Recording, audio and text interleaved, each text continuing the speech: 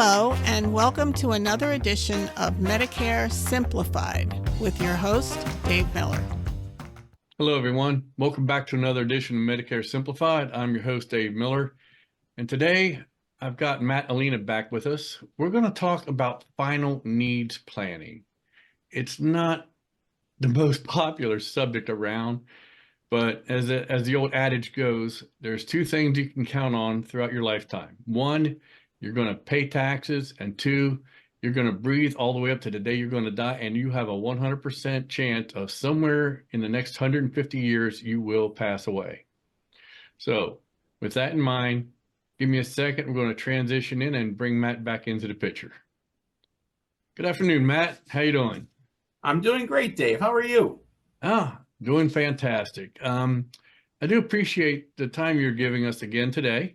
We had a great podcast interview the last time when we talked about how to protect the Social Security income. And today I want to talk about final needs planning. It's not the most popular thing for people to talk about. I know some people are kind of antsy about it, but it is a topic that needs discussed. So what can you tell us about final needs planning and how important it is? Well, it's 100% probability that we're going to die. And you either can leave a legacy of love or a legacy of debt. Let me ask you a question, Dave. Sure. Would you ever ask your kids or your grandkids for $10,000? No way. How about $5,000? I don't want to ask them for a single dollar. That's all of us. It's not our job. I would never ask my daughter. I would never ask my grandkids for money either. It's not a part of our DNA. Right. But if we don't do any final needs planning, we're still planning. We're just planning to fail. And we're basically, if we don't do anything, we're putting a $10,000 debt or a $5,000 debt where they have to come out and figure out and put on a credit card how they're going to take care of our final needs, whether it's medical bills, whether it's a full burial, cremation, all the other bells and whistles that go along with funeral planning, final needs planning. So if we don't do something with this and do some final needs planning, we're leaving it up to our kids and our grandkids and our heirs to pay for things that we should have taken care of a long time ago. So one of the things that I would say is have a conversation with a professional like you, like me. Together we can collaborate and work for your client in the best interests. Find out what their final wishes are. Do they want a full burial? Do they want a cremation?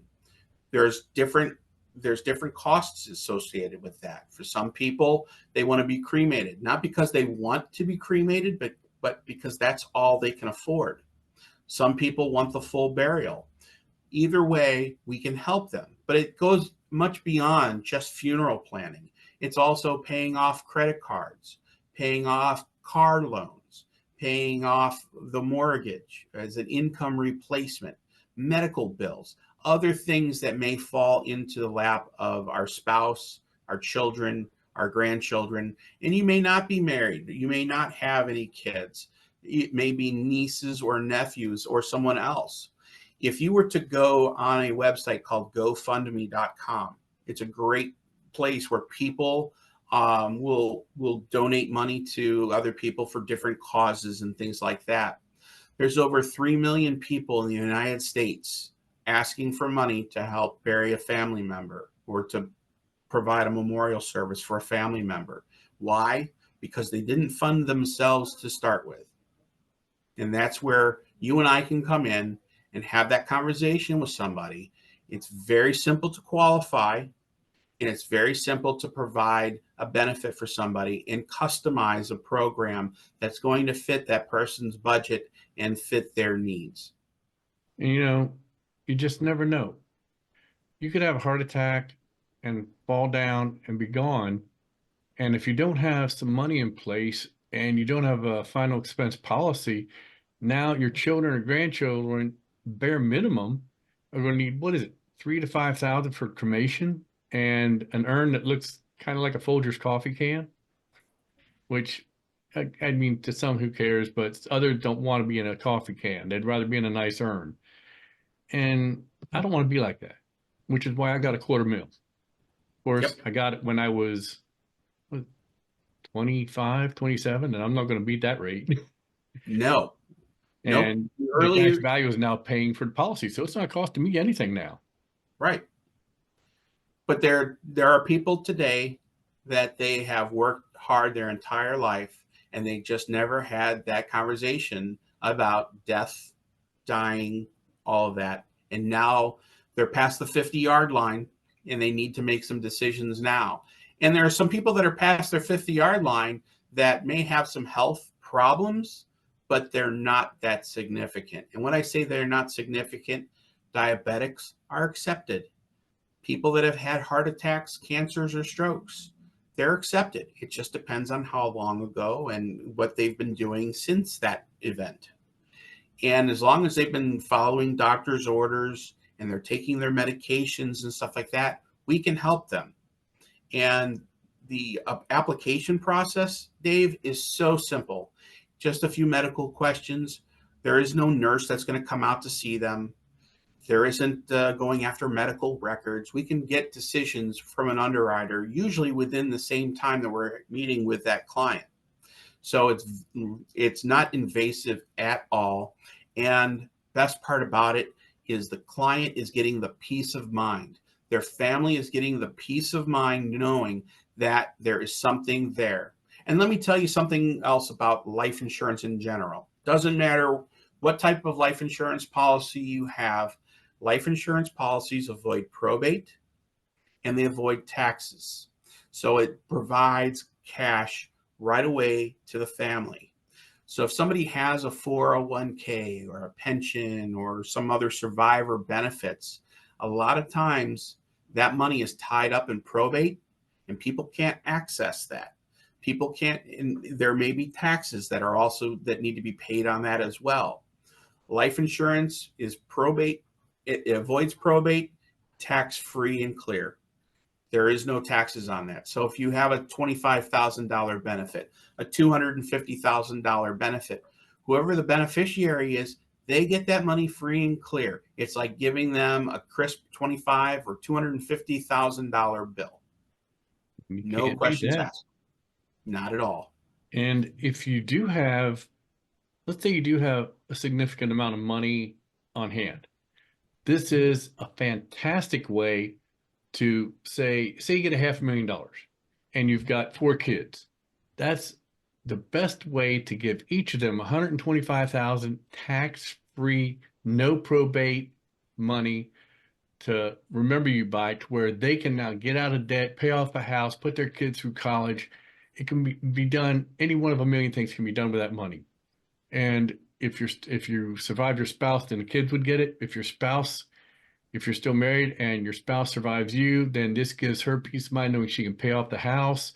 If she needs a new roof, if she needs a water heater, HVAC, she has the money. She can stay in her home and she won't have to worry. And there is nothing better than that, because that gives you peace of mind and you don't put a price tag on that.